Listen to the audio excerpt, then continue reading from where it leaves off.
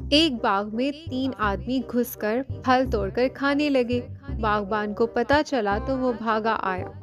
اس نے تینوں لڑکوں کو غور سے دیکھا تو ایک حاکم شہر کا لڑکا تھا، ایک قاضی شہر کا لڑکا اور تیسرا ایک کاریگر مستری کا لڑکا تھا۔ باغبان نے سوچا کہ میں اکیلا ہوں اور یہ 3 ہے، ان سے مقابلہ کسی حکمت سے چاہیے۔ چنانچہ پہلے تو مستری کے لڑکے سے کہا، مرحبا مرحبا، میرے نصیب جاگ اٹھے جو آپ میرے باغ میں تشریف لائے۔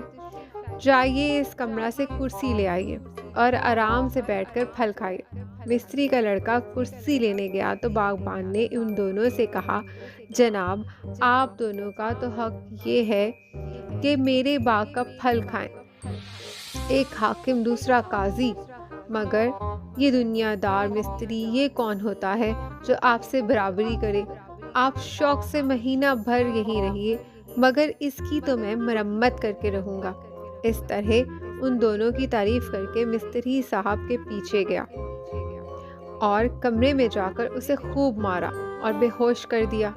پھر باغ میں آیا اور قاضی صاحب سے کہنے لگا، بے وقوف، یہ تو بھلا حاکم شہر کا دل بند ہے، ہمارا سب کچھ انہی کا ہے، مگر تو کون جو ان سے برابری کا دم بھرے؟